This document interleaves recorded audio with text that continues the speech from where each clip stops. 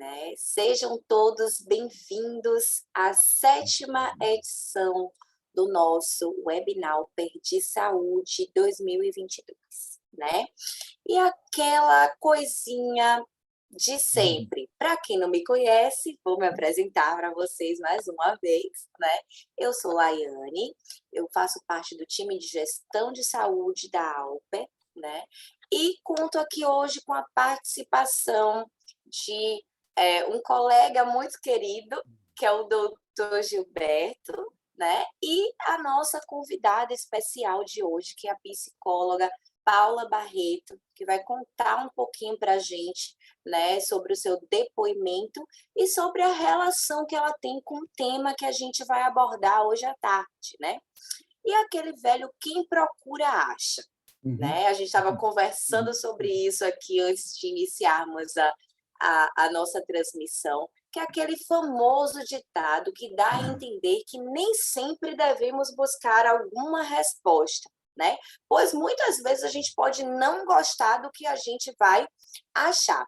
Mas, no entanto, né, quando a gente vai falar sobre esse tema de hoje, né, no caso dos exames preventivos de rotina, procurar é sim uma grande vantagem, né? Porque buscar o atendimento apenas quando algo está acontecendo de errado com a nossa saúde é um dos maiores erros que a gente pode cometer, tá? Então, por isso que a gente vai reforçar que as consultas e os exames preventivos são fundamentais para que a gente mantenha a nossa saúde em dia, né, o que vai ajudar no diagnóstico precoce de muitas doenças e alguns desequilíbrios do nosso organismo, né? Principalmente aqueles que muitas vezes ocorrem de uma forma muito silenciosa, que não apresentam nenhum tipo de sinal e sintoma, né? Por isso que a gente vai abordar esse tema aqui para vocês hoje, né? Doutor, quer se apresentar para o pessoal? Vamos lá. Boa tarde, pessoal, tudo bem? Bem-vindos à nossa Web Alper. Bom, eu sou médico, sou pediatra, neonatologista, estou no mercado faz muito tempo, tive 20 anos de Amil e agora já estou no meu 4º ano de Alper, né? E aqui é um fato importante porque eu convivo isso aí todo dia, né? Isso que a Lai falou para nós aqui é o nosso dia a dia. Então, eu estou aqui pronto para a gente começar essa palestra e ajudar vocês da melhor forma possível para explicar qual a importância realmente desses exames preventivos. A gente vai dividir a nossa palestra em dois momentos, né?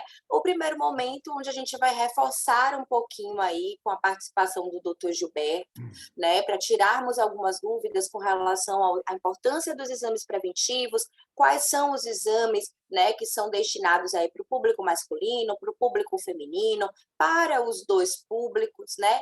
Como é que anda essa situação com relação à realização dos exames preventivos, principalmente agora, né, que a gente está tentando se reorganizar de uma pandemia, como isso afetou, a pandemia afetou nessa realização dos exames, né? E o nosso segundo momentinho vai ser o depoimento, né, que a Paula vai trazer aqui para a gente.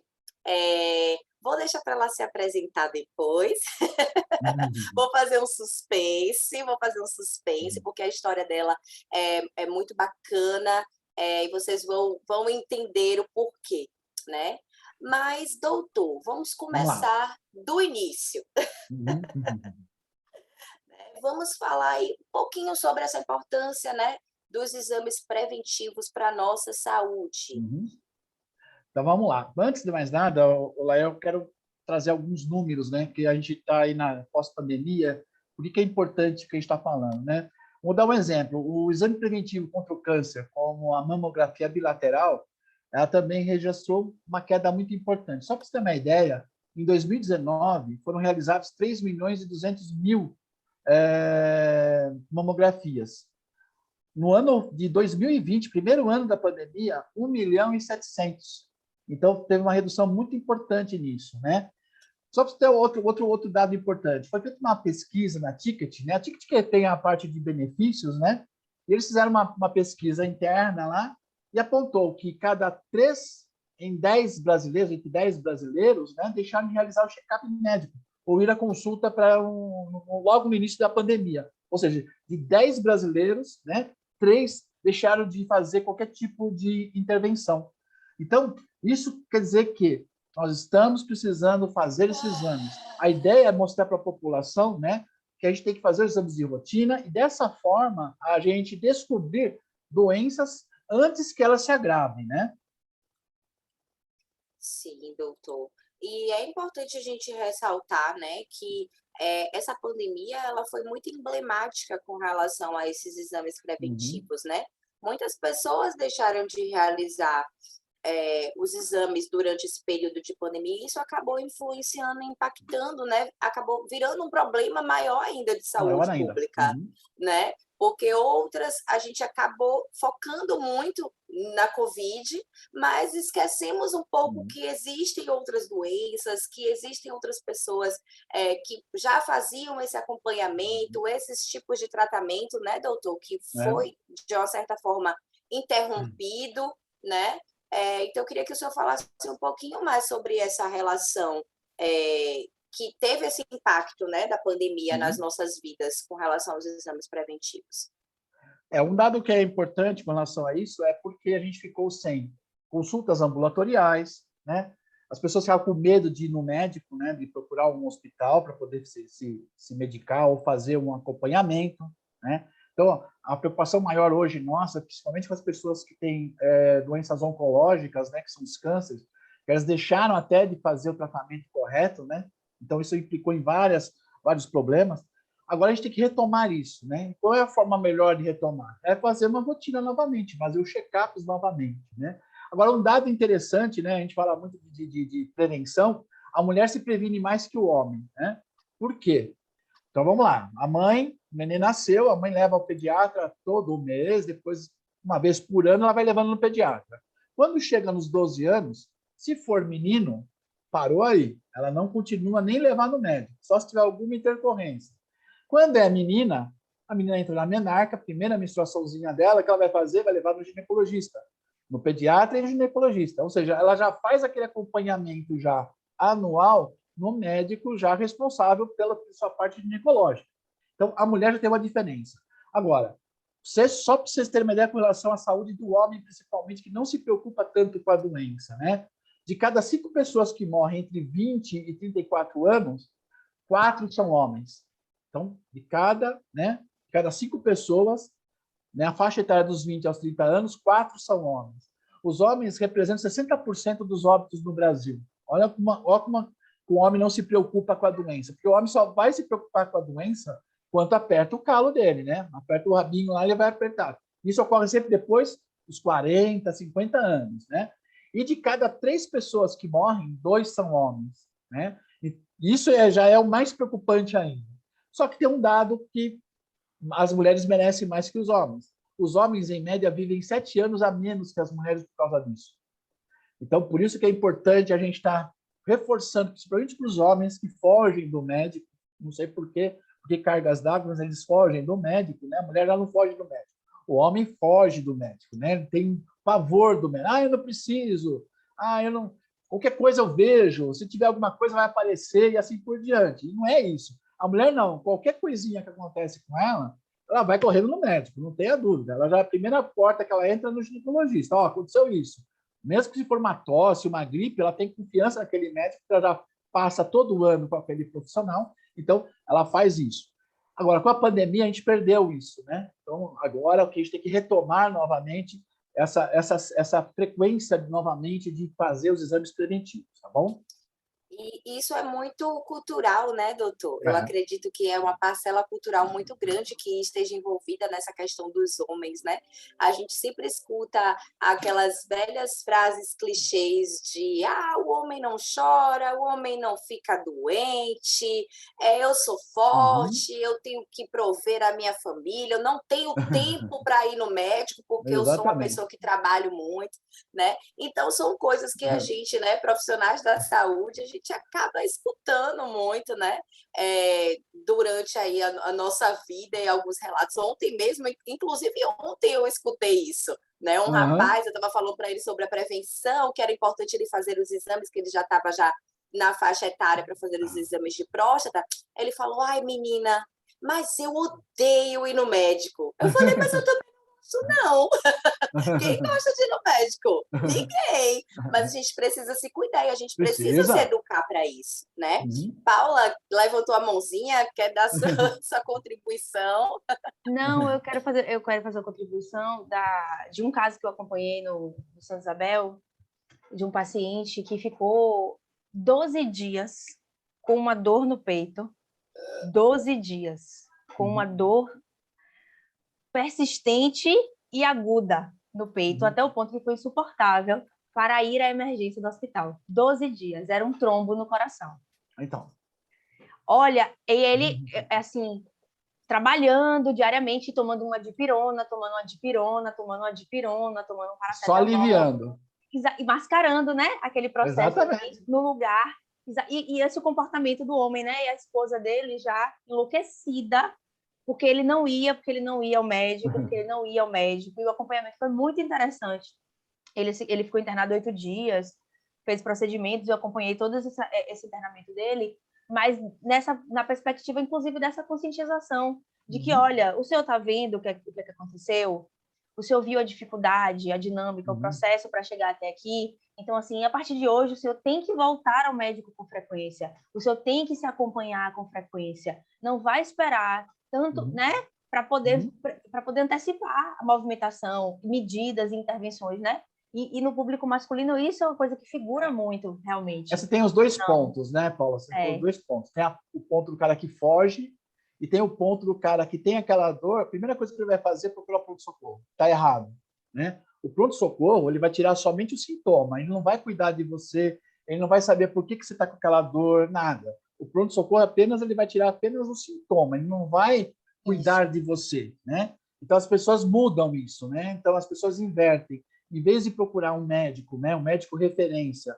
Aí eu tô com uma dor, eu fui no pronto-socorro, tirei aquela dor, mas eu vou num ambulatório para saber qual foi a causa daquela dor.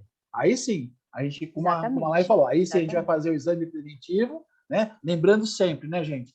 Exame preventivo, a Paula tem um diagnóstico, a Paula tem um tipo, ela tem uma idade, tem um histórico. A Laiane tem um tipo, tem um histórico e tem um exame físico. Eu tenho um tipo, um histórico e um exame físico. Para mim, o médico que vai falar, ele vai fazer XPTO de exame, para a Paula vai fazer XY e para a Lai vai fazer ABC. Não são todos os exames ao mesmo tempo que a gente vai indicar para as pessoas. Não. Para cada pessoa, ela vai ter que falar um histórico que ela teve, um histórico de familiar, com doença, etc. Hoje, que ela está sentindo, se ela está sentindo nada ou se está sentindo alguma coisa, para o médico realmente fazer um diagnóstico, provável diagnóstico, fazer os exames, dar o diagnóstico e fazer o tratamento correto. Então, não adianta, eu quero fazer um check-up. Não, o check-up é diferente. O médico tem que saber como é que você estava, quais os seus hábitos alimentares, se você dorme bem ou não, se você hidrata bem ou não, né? Por quê? Porque se a pessoa, vou dar um exemplo, se a pessoa não se hidrata direito, um exame de urina dela vai dar um exame alterado, vai dizer que você está desidratado. Então, é importante o médico ter todo esse histórico para ele poder saber que exame preventivo eu vou solicitar para você, né? Então, por exemplo, eu sou fumante, por exemplo. Então, a pessoa não é fumante, mas o médico, não, precisa fazer um raio-x logo de cara de pulmão para ver se você tem problema pulmonar por causa de fumo. Não. Se você não fuma, você não vai ter consequência com relação a isso. Então, cada pessoa é uma pessoa, cada pessoa tem um histórico, tem um antecedente, exame físico. Aí sim, a gente vai fechar um diagnóstico para poder pedir os exames preventivos, né, Laine?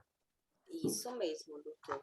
E é por isso, né, que para a gente ter essa vida mais saudável, além da importância dos exames preventivos, a gente tem que ter a questão da conscientização que a gente precisa cuidar da nossa alimentação, né, como o doutor falou, tudo isso acaba impactando, influenciando diretamente na nossa saúde, né? A gente precisa manter uma alimentação correta, precisa fazer os nossos exercícios físicos, né? E a gente tem que também se condicionar a parar de associar os exercícios físicos à questão apenas estética e relacionar os exercícios físicos com a questão de saúde e promoção de qualidade de vida, né? A gente precisa dormir bem, a gente precisa comer bem, a gente precisa se hidratar bem, como o doutor acabou se referindo, para que periodicamente a gente possa também fazer a solicitação dos nossos exames preventivos, né, para que a gente possa realizar o nosso check-up.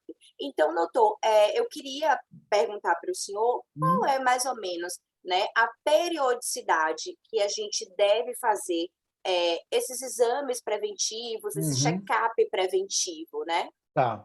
Então, vamos lá. Para as pessoas que são adultos saudáveis, que a gente fala que são as pessoas que estão fazendo atividade física direito, estão se alimentando bem, etc., o check-up é feito a cada 2 anos. Então, de 2 em 2 anos, as pessoas têm que fazer esse check-up. Agora, as pessoas que têm qualquer fator de risco, comorbidade. O que é comorbidade? É o ter uma doença associada a uma outra doença, associada a uma outra doença, tá? Então, vou dar um exemplo. Obesidade, a pessoa que tem colesterol elevado, que tem hipertensão, tem doença pulmonar associada, ela tem que fazer de ano em ano, tá? Agora, se a pessoa não está controlada, ela tem uma diabetes, por exemplo, ela precisa fazer o controle a cada 6 meses. Uma hipertensão que não está muito bem controlada, ela tem que fazer o controle a cada 6 meses. Por quê? Ela tem que adequar, né? Às vezes o médico vai lá, a pessoa tem pressão alta, por exemplo, está muito alta a pressão dela, mesmo com a medicação. Ele tem que adequar essa medicação para poder fazer com que essa pressão fique adequada. Ou ela está muito baixa e tem que diminuir a medicação para voltar à pressão que era normal. Então, pessoas normais, que não têm nenhuma complicação, não têm doença nenhuma, de 2 em 2 anos. Pessoas que já têm um fator de risco, né? Fator de risco para obesidade, para hipertensão, para diabetes, ano a ano. E a pessoa que já tem a doença crônica, que seria a diabetes, a hipertensão, obesidade, a cada 6 meses ela tem que fazer esse controle desses exames periódicos, tá bom?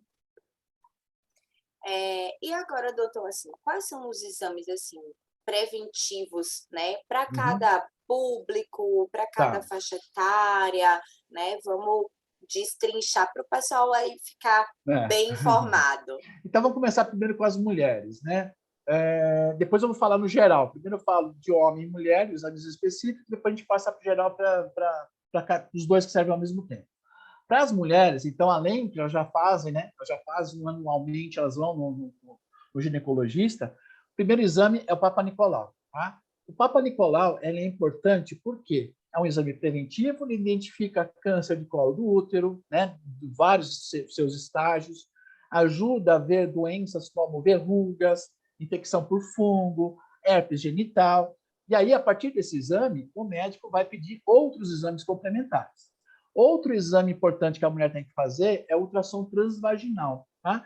É para ver como é que está o útero, as trompas, os seus ovários, e também para uma doença que é uma endometriose, que é uma inflamação que ocorre no útero, que é importante. Então, esse ultrassom vai identificar como é que está o seu útero lá dentro. E também, quando a pessoa vai colocar o DIU, né? Então, o ultrassom transvaginal é importante para ver se o DIU foi colocado corretamente. O DIU, para quem não sabe, ele é um T.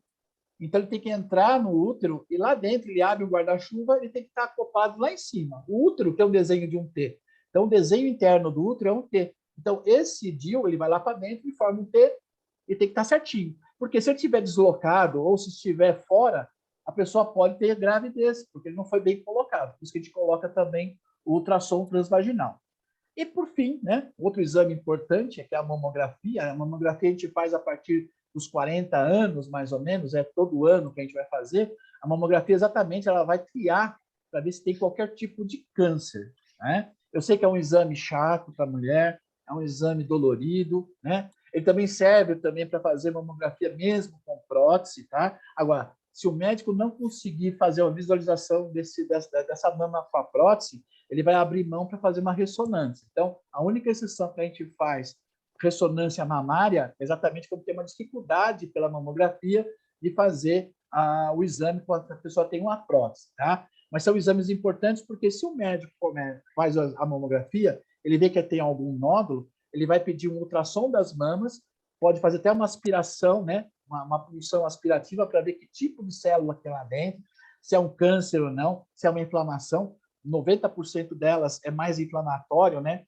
É cisto, né? Então não é um câncer propriamente dito. Então esses exames são importantes. E para os homens, né? Tirando os tabus, né?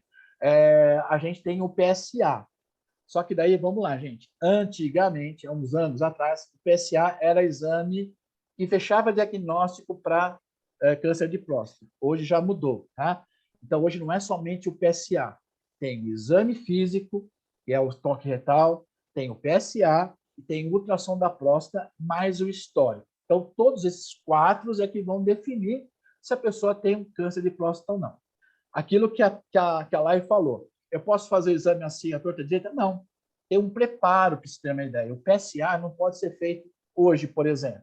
Não. Eu tenho que estar 15 dias, eu tenho que parar algumas atividades.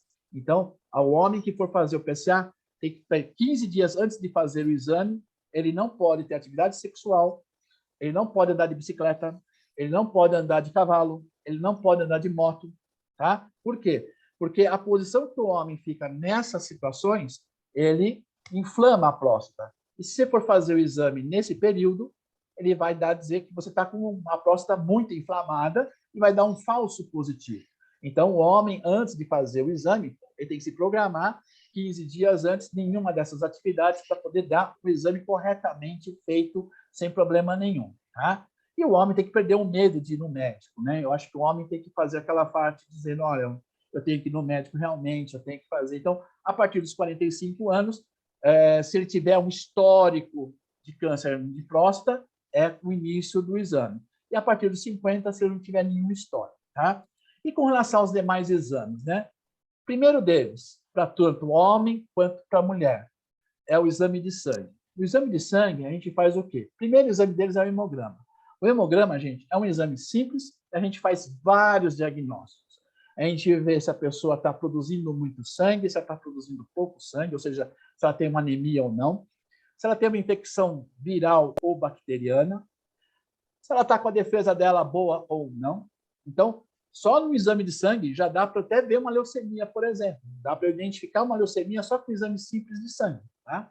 Depois a gente passa para a parte de glicemia. O que é glicemia? A glicemia, a gente vai ver o açúcar no nosso sangue. Só que não é sozinho a glicemia. Eu tenho que fazer o teste de tolerância à glicose, a glicemia e a hemoglobina glicada. Se algum desses exames juntos estiverem alterados, eu posso fazer diagnóstico tanto de pré-diabetes ou uma diabetes. Colesterol. A gente tem 2 tipos de colesterol. Um colesterol bom e um colesterol ruim.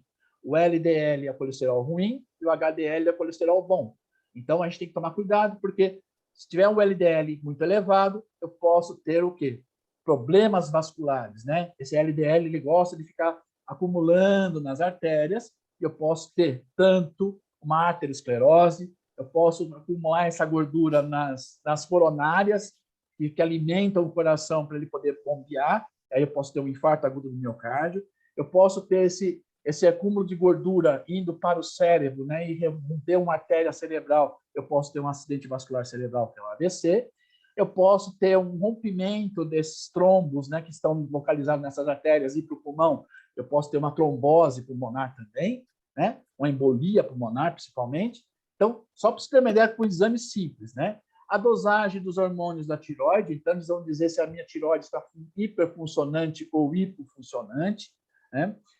Colesterol, hemoglobina, glicemia, os sais, normalmente sódio, potássio, cálcio, magnésio. O importante dentro é uma moda do pessoal pedir vitamina D. Gente, vitamina D, a gente só tem uma indicação, acima dos 50 anos, porque é a chance, tanto o homem como a mulher, de ter osteoporose, né? O osso fica fraco. E não é para fazer abaixo de 50 anos. É uma moda, todo mundo tem que fazer vitamina D. A vitamina D é exatamente acima dos 50 anos, que a gente indica que é o protocolo correto seria acima de 50 anos para evitar a osteoporose, tá? Os exames hormonais, tanto para a mulher como homem, na mulher principalmente a parte de hormônios femininos, que a gente faz a dosagem. As sorologias a gente tem que fazer anualmente, principalmente as infecções sexualmente transmissíveis, né? Que é o VDRL, que vê a luz, que é a sífilis, né? O HIV, né? Ultrassom da tireoide, que eu já falei, junto com os exames de hormônios da tireoide, né? A gente tem que fazer ultrassom da tireoide. Por quê? Se algum desses hormônios estiverem alterados, o médico está autorizado a pedir o ultrassom da tireoide para ver se não tem nenhum cálculo ou se não tem nenhum tumor. A colonoscopia acima dos 50 anos, a gente vai fazer a prevenção de câncer do colo do reto ou do intestino. A densiometria óssea, se tiver alterada a vitamina D, aí sim a gente tem que fazer esse exame de densiometria óssea. E os exames cardiológicos, quais são eles? A gente tem o eletrocardiograma, que é o normal. Se a pessoa tem, para poder saber se ela está com hipertensa ou não, ela pode fazer um mapa, que ela vai fazer o quê? Ela vai medir a sua pressão nas 24 horas do dia e saber se você tem picos de hipertensão ou não, quando você tem esses picos de hipertensão, é importante. Então, Lai, acho que de todos os exames que a gente falou aqui, falta ainda mais um, que é o exame da urina. A urina, como eu tinha falado para vocês anteriormente, né? Então, se você está desidratado, ele vai dar alterado, mas o exame da urina também se vê se você tem uma infecção urinária, se você tem risco para ter cálculo renal, se você pode ter uma infecção urinária, porque ela começa, ou cálculo renal, porque começa a ter sangramento, né? E aparece no exame da urina o sangramento, né? Hematúria. Então, isso é um sinal que a pessoa está ou com infecção urinária ou ela está com cálculo renal. Então, dito isso, acho que esses são os exames que a gente indica para as pessoas, né? A gente começa desde criança, né? Desde o recém-nascido, já começa a fazer exame para saber se tem algum problema, não, que é o PKU, que é o teste do pezinho. Depois dos 20 anos em diante, ele vai fazer hemograma, urina 1, exame de fezes. E quando chega na fase adulta, a gente tem que começar já a fazer esse check-up aos 35 anos para frente, para a gente poder ver quais são os problemas que a gente pode estar acarretando ou evitar. Perfeito, doutor. Aproveitando esse gancho, né, antes da gente entrar no depoimento da Paula, a Adriana mandou uma pergunta aqui para a gente no chat, né, falando sobre a vitamina D. Se é aconselhável fazer essa reposição de vitamina D. Então, vamos lá. Então, como eu disse para vocês, reposição de vitamina D. Então, você vai ter que passar no seu médico, vai contar a historinha para ele, vai contar se você tem histórico na família de ter problema, né, de osteoporose, e aí o médico vai ver o seu exame físico, com a sua dieta, com a sua atividade física, se tem necessidade ou não de repor a vitamina D. A vitamina D, gente, não adianta eu tomar vitamina D à torta direita se você não tomar sol. Se eu não tomar sol, não vai adiantar nada. A vitamina D vai sair na urina tranquilo. Por quê? Eu tenho que tomar o sol para poder a vitamina D ser absorvida pelo corpo. Então, não tem como a gente fazer, sem fazer um exame físico histórico para poder ver se você tem necessidade ou não de repor vitamina D. Além do sol, é importante ressaltar que a vitamina D a gente consegue também fazer Nos essa alimentos, né? suplementação através dos alimentos, né, doutor? Exatamente. Os alimentos fonte aí, como ovos, leite, peixes, né, sardinha. Então, todos esses alimentos, eles são ricos em vitamina D e a gente consegue fazer essa suplementação de forma natural antes de fazer essa suplementação medicamentosa, né? Mas tudo isso também... Por que eu vou falar? É importante porque você pode ter uma hipervitaminose da vitamina D. Exatamente. Então vai fazer mal. É como a gente fala, a gente não pode ter nada faltando, mas a gente também não quer ter um excesso. Exatamente. Então não adianta a gente fazer nada indiscriminadamente sem ter uma prescrição e uma orientação médica. Então é importante a gente fazer uma avaliação criteriosa, tá? Vamos agora, né, para o nosso segundo momento da nossa webinar de hoje, que é a participação da Paula, né? Vou deixar a palavra com ela, não vou me meter. Paula, se apresente para nosso pessoal, para o nosso público fiel da nossa webinar, né? Fique à vontade, está em casa. Obrigada. Boa tarde, gente. Meu nome é Paula, eu sou psicóloga, mãe de pet e de criança normal, de criança, aquela ali, o filhinho mesmo. E Laiane me fez o convite, né, para participar. Ela me fez esse convite, na verdade, em novembro de 2021. Pessoa que está à frente da sua agenda, quando ela soube que eu ia operar. E qual é, enfim, né, o meu caso, o que eu venho aqui relatar para vocês. Eu fui diagnosticada em maio de 2021 com um tumor de Franz. Que é um tumor de Franz? É um tumor no pâncreas, tumor maligno, que tem curso benigno, né?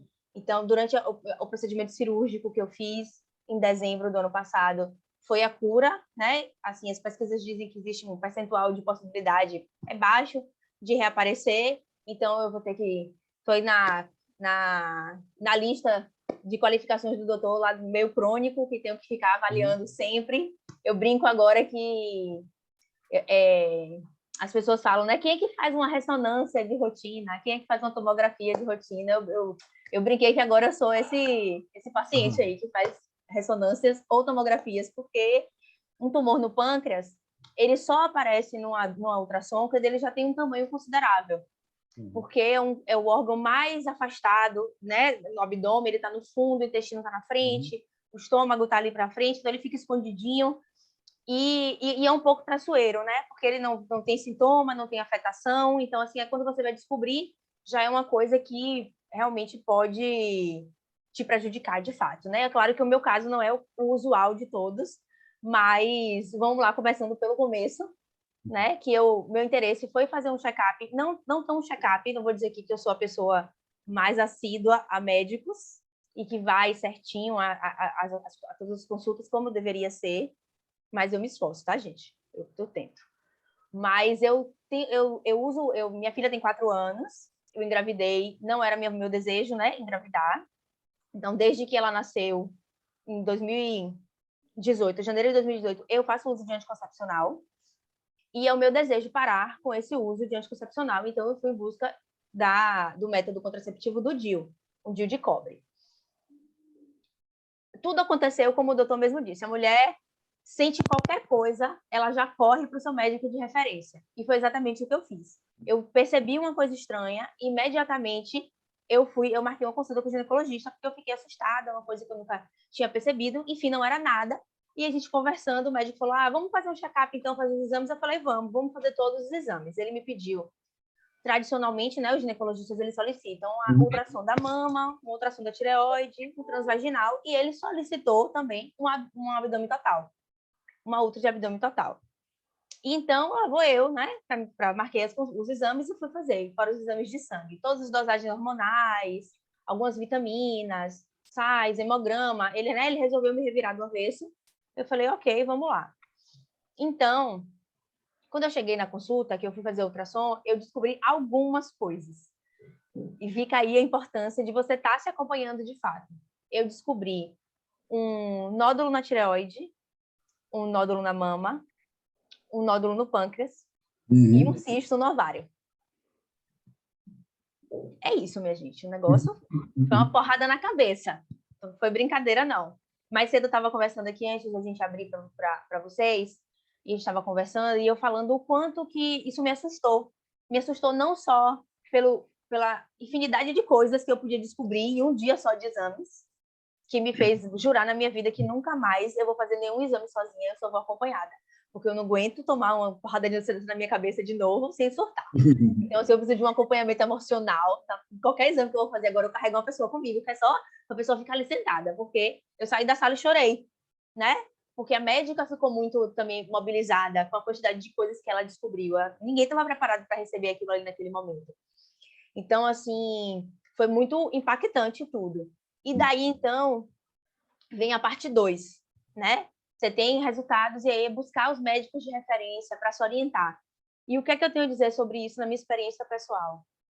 O exame preventivo, ter descoberto isso antes que qualquer coisa fosse algo mais grave, né? Foi importante para que eu pudesse planejar.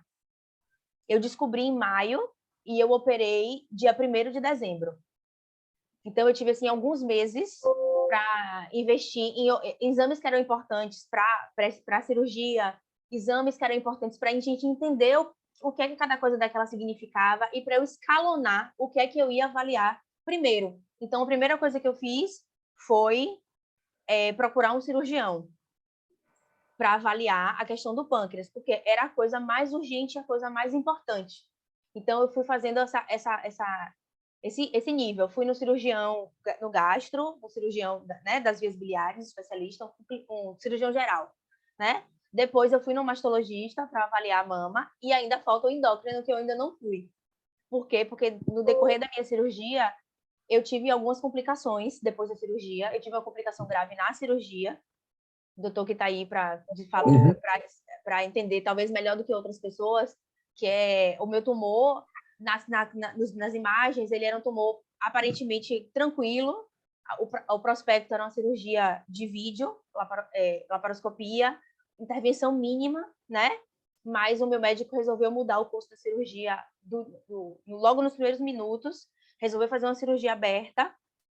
E lá, quando ele foi ressecando o tumor, ele percebeu que o meu tumor estava grudado na veia mesentérica do pâncreas, e isso gerou um grande transtorno. Eu tive um sangramento muito importante durante a cirurgia, fiquei em um estado bem crítico, assim, desacreditada mesmo que eu estaria aqui hoje, que eu podia estar aqui hoje sentada conversando com vocês, né? E depois disso tudo, lá, 45 dias já de alta do meu cirurgião, eu descobri uma coleção também no pâncreas e tive que voltar para o internamento, para pôr um dreno na barriga. Então, assim, isso atrapalhou, de certa forma, o andamento do cuidado com as outras questões que eu descobri durante esse exame, né? Mas, ainda assim, a importância de ter descoberto tudo isso, até mesmo que de uma vez, é que foi justamente isso, poder planejar, poder organizar, né? Eu estou terminando um curso de pós-graduação, eu tinha um estágio para fazer no hospital, que é uma carga horária que eu precisava cumprir dentro de um tempo que a universidade me dava para fazer. Eu tenho uma filha de 4 anos, então, assim, eu não sabia quantos dias, eu tinha um prospecto de quanto tempo eu ficaria no hospital. Então, eu tive tempo de organizar, porque eu descobri antes que isso virasse uma grande coisa, né? E se tratando do próprio tumor no pâncreas, do jeito que ele se apresentou ali no corpo, né? Depois tendo a possibilidade, porque eu também sou essa pessoa, eu gosto da informação, né? Eu gosto. Então o médico falou: você quer ver as fotos que eu tirei? Eu falei: eu quero ver. E ele me mostrou tudo lá. E aí, dentro dessas imagens, deu para perceber que, por exemplo, se eu tivesse esperado para esse ano, talvez, para fazer a cirurgia, o próprio peso do tumor, uma movimentação dentro da minha barriga, qualquer que fosse, uma pancada, uma queda, poderia ter deslocado esse tumor e então eu teria morrido de hemorragia interna. Não teria tempo para socorrer, não teria tempo para intervir. A gente não ia nem saber o que é que tinha causado aquilo, né? Então, assim, a antecipação das coisas, como a Laiane trouxe no começo, na apresentação, né? O famoso quem procura acha, né? É importante achar as coisas, é importante achar. E a gente precisa trabalhar essa dinâmica do autocuidado, da importância de se oferecer o autocuidado, de achar que é importante você cuidar desse corpo. E aí, não só para questões tão graves quanto o meu caso, de intervenções cirúrgicas, de coisas difíceis da gente controlar, mas das coisas básicas da vida, porque a gente vai ter alterações de humor, alterações de pensamento, de desorientação, N questões na nossa vida e no nosso dia a dia que estão intimamente relacionadas ao funcionamento do nosso corpo. Então, se você está com problema para se concentrar no trabalho, se você está com algum déficit de atenção, se você está mais irritado, né? Isso pode estar relacionado à questão da sua hidratação, à questão da sua função renal, ou à sua questão da sua alimentação, baixos níveis de vitamina B, de outras coisas que vão garantir o funcionamento pleno, porque o organismo ele é uma máquina perfeita. Uma coisa simples é a ingestão de água. Nós bebemos muito pouca água, né? É um hábito que a gente não tem, que é difícil. Assim, a gente vê a coletividade mesmo falando. E, assim, o primeiro órgão no seu corpo inteiro que vai sofrer com a falta de água é o cérebro. Então, você vai ficar mais desorientado, mais irritado, mais cansado, com mais dor de cabeça. Isso vai prejudicar o teu rendimento, vai prejudicar a sua vida de várias formas. Então, assim, é necessário que a gente entenda qual o impacto desse olhar que a gente tem sobre o nosso próprio corpo, sobre a nossa própria vida, que nos distancia do cuidado. Porque o cuidado com a saúde, no sentido não só o cuidado no sentido físico da saúde do corpo, mas o quanto a cabeça e o corpo, eles são parceiros no seu dia a dia e na sua saúde. Então, se você tem uma dinâmica familiar que está difícil, um trabalho que te estressa mais, uma demanda que você não está dando, você não se comunica, você não cuida da sua saúde mental, você também está descuidando do seu corpo. Você também, é um contexto, né, doutor? Então, assim, a gente Eu falo, viu, Paula? Eu falo assim, que às vezes a pessoa... Eu falo assim, a gente está normal, eu estou normal aqui. Se aparece uma dor de cabeça, não é normal. alguma coisa está acontecendo com o meu corpo. Então, o corpo já reclama, o corpo avisa, né? Isso que é interessante. Então, não é para a gente ficar, não sei nada, eu vou tomar um remedinho e acabou. Né? Você mesmo deu o depoimento do cara com 12 dias com dor, né? Isso, exatamente. E só com medicação paliativa. Então, é isso que é importante. Né? Então, teve alguma coisa, saiu do normal, eu estou com uma dor no joelho. É normal ter dor no joelho? Não, não é normal ter dor no joelho. É normal ter dor de cabeça? Não, não é normal ter dor de cabeça. É dor no olho, é normal? Não, não é normal ter dor no olho. Então, aquela coisa, deixa eu procurar oftalmo, deixa eu procurar ortopedista, né? Então, são vários fatores que a gente vai deixando, a gente vai prorrogando, postergando, e quando vai ver, o negócio está feio. Exatamente. E essa coisa do profissional de referência que vai te atender, né? A importância de valorizar cada profissional de referência. Se você está mudando o joelho, você vai no ortopedista. Se você precisa de uma intervenção clínica alimentar, você vai no nutricionista. Se você está, né, ali, você vai no ortopedista, o ortopedista te orientou, olha, a gente vai fazer uma medicação, vai imobilizar, vai operar, e depois daqui você tem que ir para o físio. E você tem que ir caminhando dentro da saúde, procurando os profissionais referenciados, e sempre buscar aqueles que vão te dar confiança, um profissional que te escuta. Como o doutor mesmo falou aqui mais cedo, a importância da anamnese, né? Do médico estar ali implicado em te escutar de fato. Você bebe água? Quantos copos de água você bebe no dia? Você bebe água mesmo, de verdade?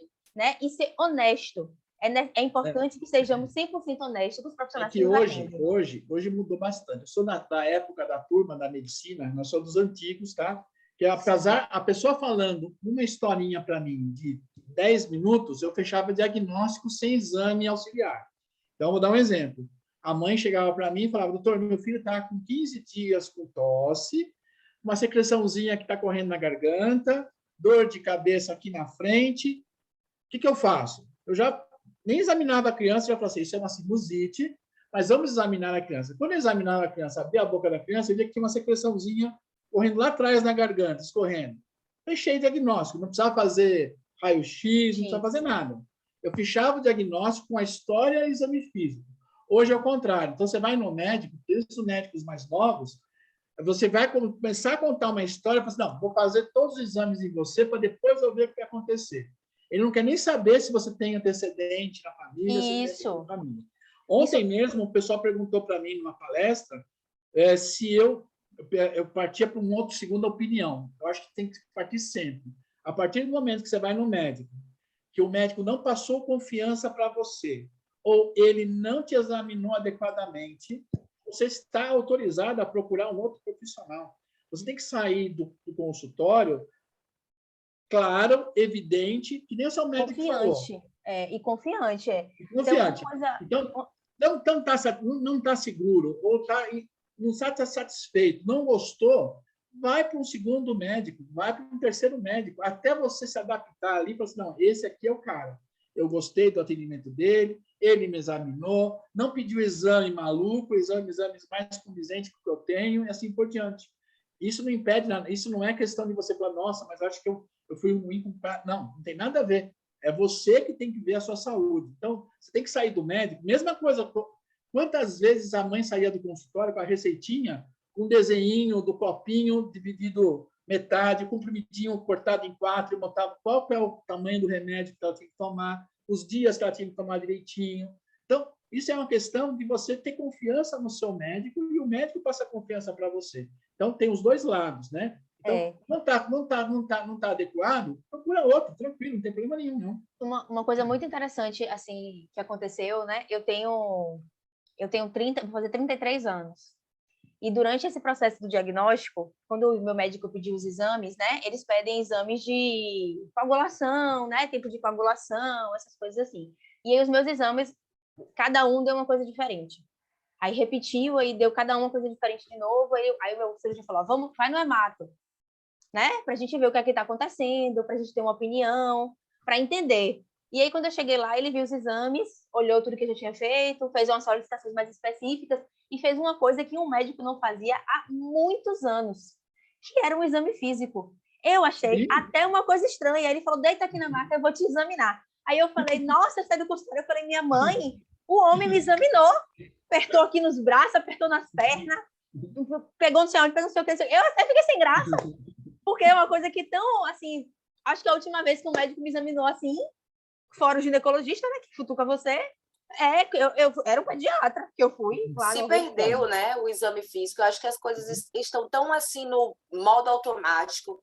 Você entra hoje numa consulta, você não passa 5 minutos dentro de um consultório, né? E eu me lembro quando eu ia, você citou pediatra, eu me lembro quando eu ia na consulta com pediatra, a gente chegava de manhã, eu e minha mãe, a gente só saía quase de tarde, porque ela passava mais de 1 hora com cada paciente na sala, né? Então, é uma coisa que a gente sente falta. E só fazendo um adendo ao depoimento de Paula, né? Paula é minha amiga pessoal, né? E uma das coisas, assim, que para mim era surreal nesse período de fechamento de diagnóstico e de todas as fases de tribulação que ela passou, foi quando eu fiquei sabendo que ela estava passando por este processo, porque eu não sabia. E aí ela virou para mim, a gente estava num barzinho, para você ter noção, doutor, como ela me contou. A gente no barzinho, sentada, comemorando o emprego novo de uma amiga nossa, e ela passando por todas essas pancadas. E ela virou para mim e falou assim, ai, amiga, queria te falar um negócio. Eu falei, o que é que você quer me contar? Ela, então, descobri um tumor no pâncreas e eu vou ser operada dia 1º de janeiro. Aí eu parei, assim, eu não lembro a data direito, mas acho que foi 1º de janeiro, não foi? Foi dezembro, de dezembro. Aí eu falei, sabe aquele tempo que você passa? E ela falando assim, sabe, na maior naturalidade. Eu falei, garota, você tá com tumor no pâncreas?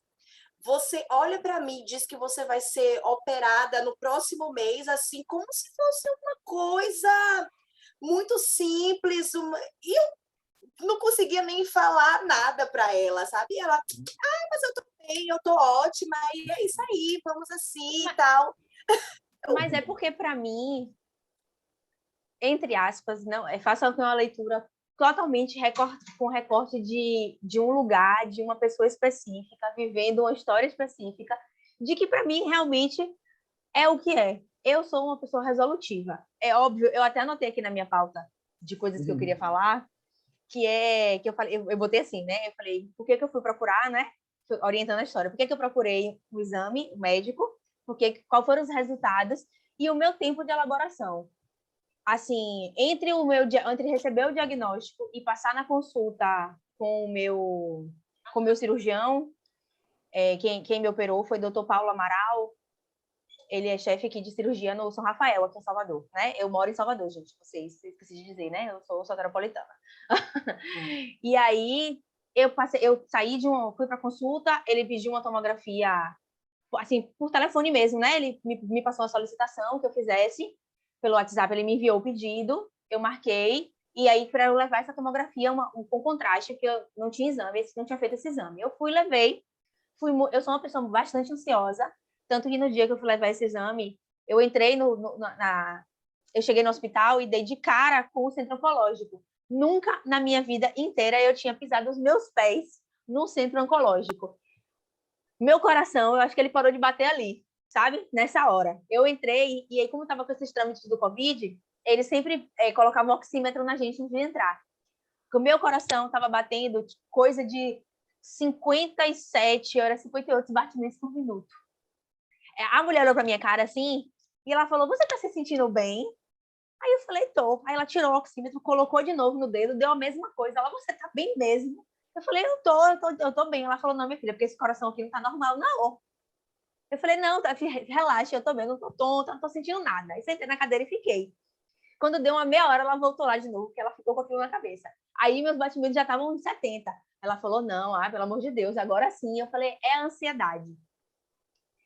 Meu organismo entra num negócio da ansiedade assim, que ele parece que ele aperta todos os órgãos e tudo para de funcionar lá dentro. Fica assim, em stand-by, sabe? Esperando a hora de poder voltar. E aí, esse foi o meu tempo. Eu saí de lá, dessa consulta.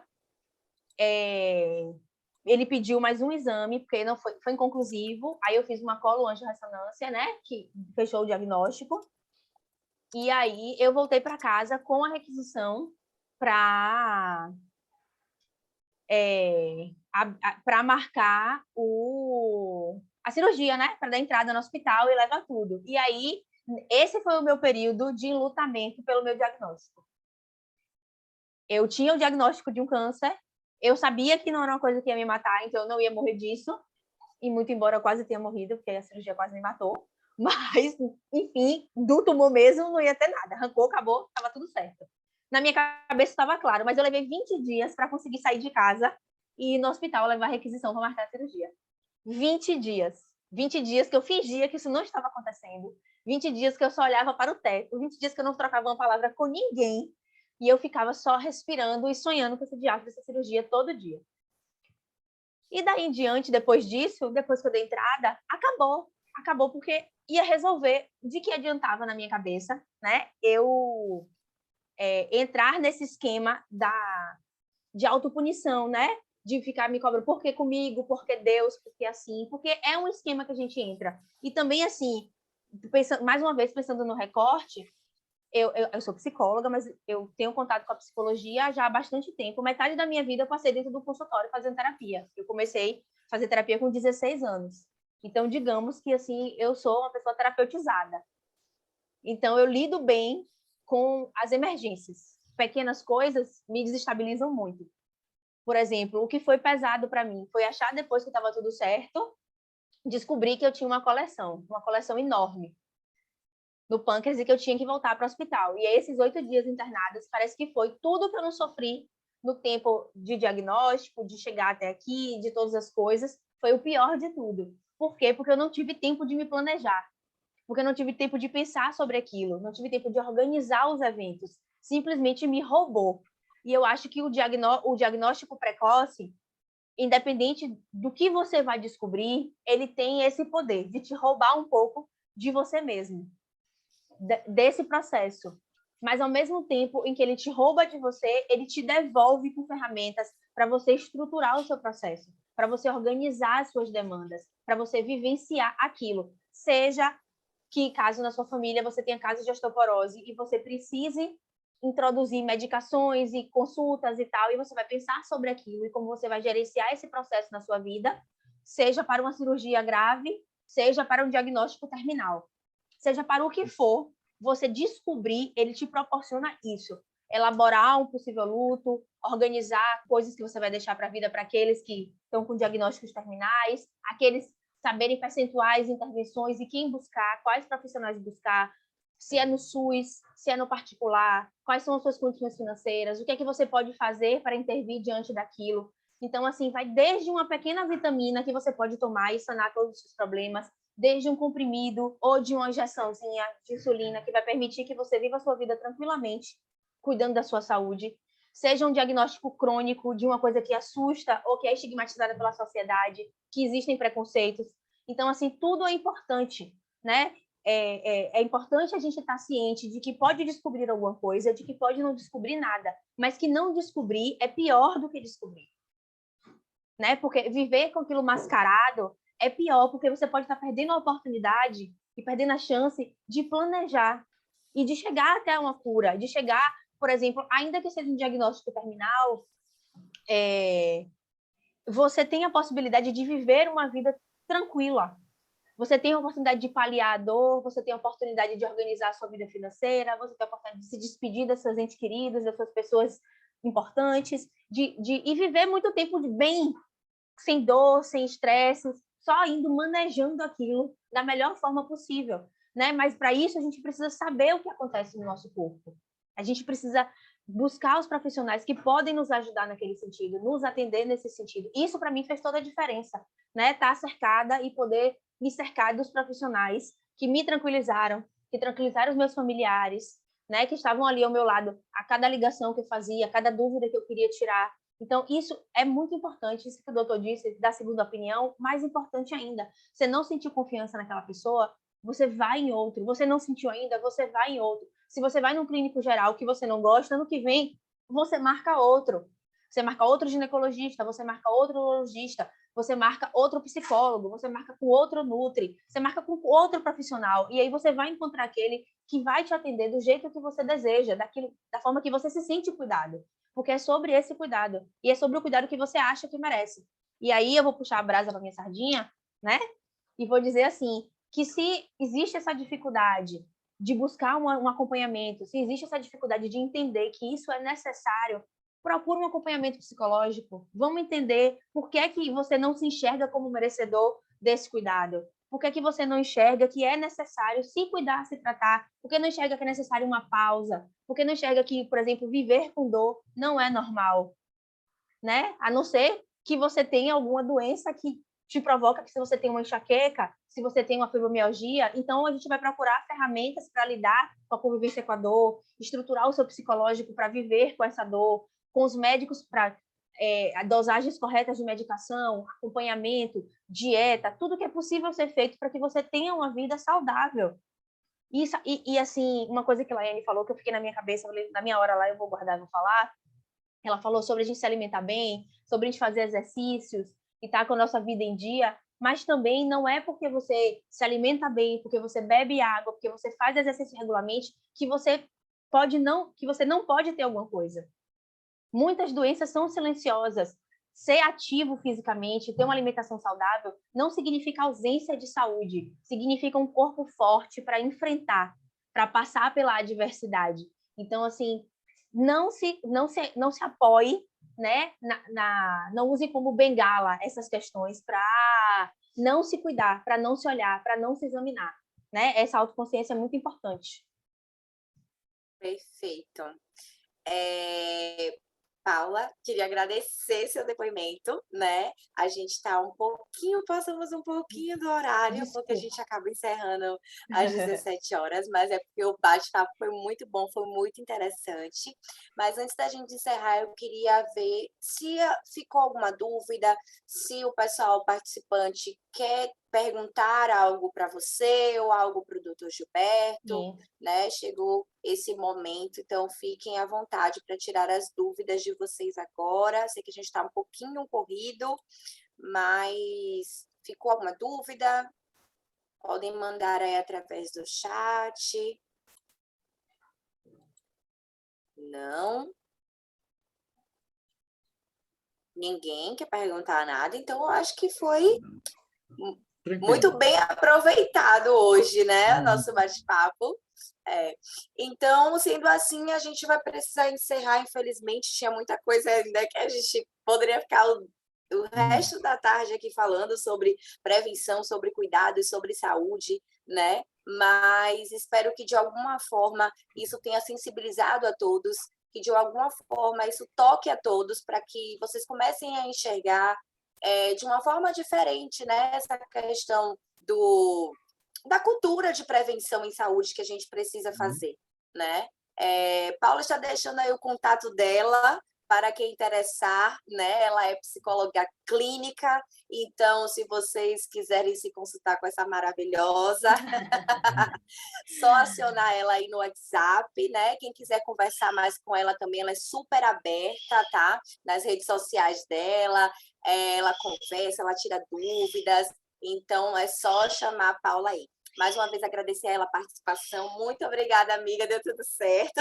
Nada, amor. Eu que agradeço pelo convite. Estou deixando aí meu Instagram também, já que eu estou aqui formal e informal, né? É minha rede social pessoal, mas eu estou procurando um underline no meu computador e eu não sei onde fica. Isso, achei. Muito bem.